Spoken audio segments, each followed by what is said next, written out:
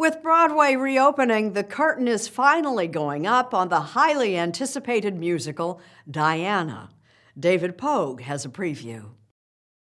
Snap, click, lady, die. Damn, I see why you called Charlie's eye. This is the story of a Broadway musical about Princess Diana. Hello, I'm Diana. You probably know the plot already. She was a phenomenon, and she single-handedly transformed the royal family from basically a domestic institution into a global firm. Andrew Morton is the author of the 1992 book that revealed Diana's unhappiness. Oh, thank you. Oh, Mrs. Parker Bowles, but call me Camilla. Charles and I are old chums. Prince Charles had this relationship with Camilla Parker Bowles. As she famously said, there were 3 of them in the marriage, so it was rather crowded. The story of this musical's journey falls neatly into 3 acts. Act 1, a show is born. I was just happened to be reading about her, and I thought, this is a great idea for a story and a musical. Composer David Bryan and scriptwriter Joe De Pietro began writing the show in 2016. It's a show where there are no villains, it's just people trying to make things work in a very difficult situation. There are no villains? You're the guy who rhymed Camilla with Godzilla. But it's through Diana's eyes, right? Do you guys know where you are on your walk? I think it's right before you start doing the Haas. They approached Christopher Ashley, artistic director of the La Jolla Playhouse in California, about directing. Our story takes us from when Diana was 19, the day she meets Prince Charles. I'm sorry, who are you? Lady Diana Spencer. To the divorce. So it really is a story of a marriage. Yeah, it's a little soap opera-y. Plus it has history. For me, the moment that I really got interested in Diana was when I saw the picture of her shaking hands with a young man with AIDS, and that really moved me a lot.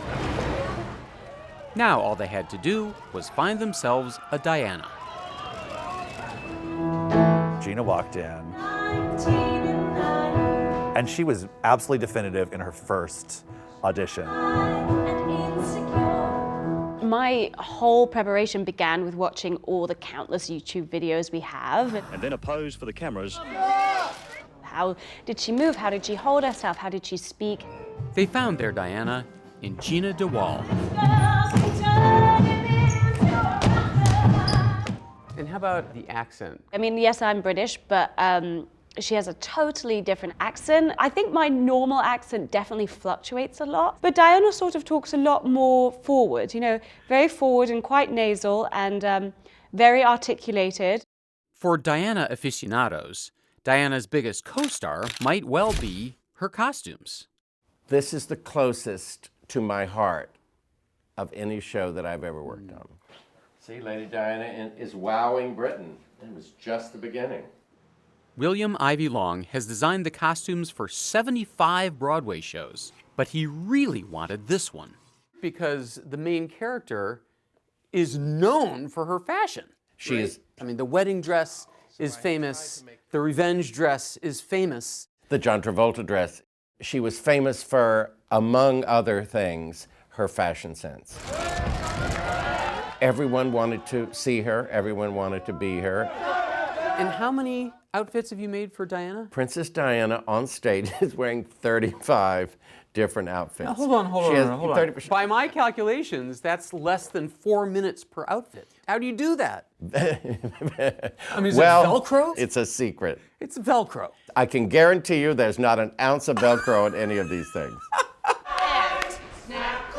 After a successful tryout at the La Jolla Playhouse, it was all systems go for a Broadway opening in March 2020.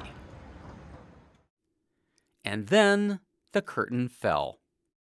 So we arrived ready for our daily note session, and our lead producer gave us the news that the whole of Broadway was closing for a bit. COVID-19 closed the Diana musical before it had even opened. Act 2, Netflix. Chris, we meet again. We do, 6 months later. The last time I spoke to you, we were in this room under very different circumstances.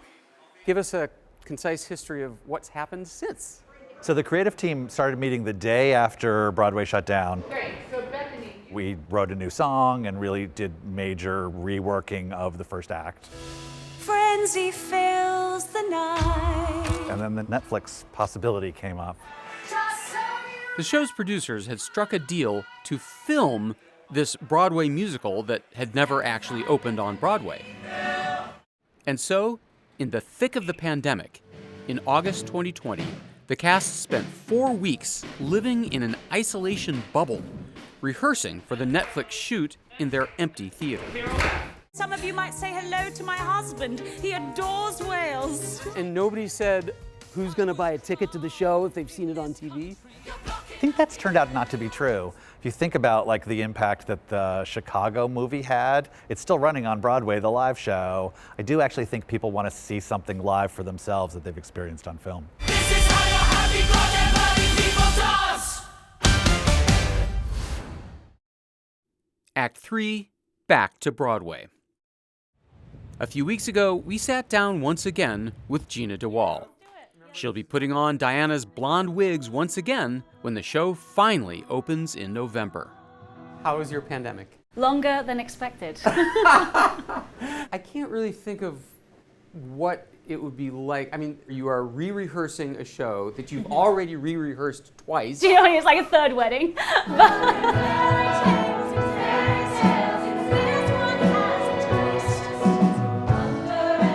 At this moment, you've been with the show for 5 years. You still don't know if it's a hit. We really don't. But we're going to find out really quickly, because the release of Netflix means we're not just going to be judged by the New York stage critics. It means we're going to be judged by everybody all at once, which I'm kind of pleased about. The Netflix film of Diana will become available on October 1st. The Broadway show begins previews November 2nd. At least, if things don't change again. Now, I hate to be that guy, but right now the story has a nice 3-act structure. Show meets Broadway, show loses Broadway, show gets Broadway. Yes.